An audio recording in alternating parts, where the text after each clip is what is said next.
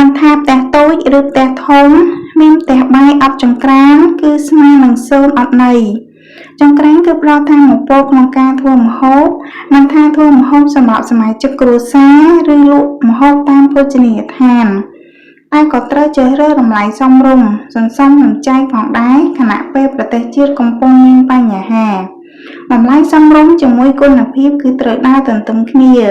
ចង្ក្រានថ្មីបកកេះបច្ចេកទេសបែបជប៉ុន Ajino Brand គឺត្រូវមកតែម្ដងតម្លៃក៏សមរម្យគុណភាពក៏ធានាជូនរហូតដល់ទៅ2ឆ្នាំកញ្ចក់ថ្លាឆ្វង់ងាយស្រួលសម្អាតធន់នឹងកម្ដៅទ្រទម្ងន់រហូតដល់70គីឡូដាក់ទេវីឡាក៏ស្រស់ស្អាតផ្ទះបាយធម្មតាក៏បង្កើនទំនុកចិត្តជាកម្លាំងចិត្តក្នុងការធ្វើម្ហូបតមកមើលភ្លើងវិញដុំភ្លើងស្ពាន់ភ្លើងរត់ខៀវស្រងាត់ល្អទោះបីក្នុងធុងមានហ្គាសតិចក៏ដោយគឺសន្សំចាយហ្គាសរហូតដល់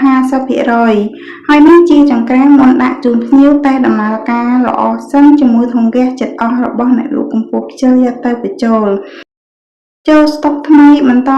ជាមួយគុណភាពបងប្អូនគាំទ្រច្រើនប្រូម៉ូសិនពិសេសជាឈុតតែម្ដងឲ្យបងប្អូនមួយឈុតតែ$55គិតជាលុយខ្មែរ22,000រៀលមួយចង្ក្រានធុងហ្គាសជាមួយរបស់ថែមច្រើនសន្ធឹកសន្ធាប់តើមកមើលរបស់ថែមអ្វីដែលអត់បានគឺក្បាលអូតូសុវត្ថិភាពខ្សែទយោស្វិតមាំល្អទេសជៀនចាស្ល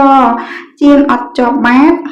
ជាមួយឈុតវែកក្បិតសំខាន់ប្រអប់ទុកដាក់ម្ហូបរហូតដល់ទៅចំនួន5មានតូចធំចំអិនលើចង្ក្រានក៏បានដាក់ម្ហូបទៅធ្វើការក៏បានដាក់ក្នុងទូក៏បានមួយអែមមានគម្របបិទចិត្តមួយគ្រប់ប្រអប់បាយអូហូមានទាំងបន្ទះបាំងខ្យល់ការពីភ្លើងនិងឆ្នាំងកុំឲ្យខ្មៅ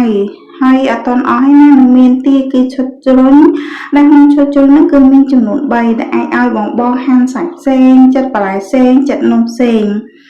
ក៏ដល់តែរៀបរាប់របស់ថែមរបស់ហ្វ្រីគឺថែច្រើនមែនទែនតើបងប្រូម៉ូសិននេះមានកំណត់ឆាប់កំងឈុត$55ឥឡូវនេះគឺហ្វ្រីសេវាដឹកជូននៅភ្នំពេញអ្នកដឹក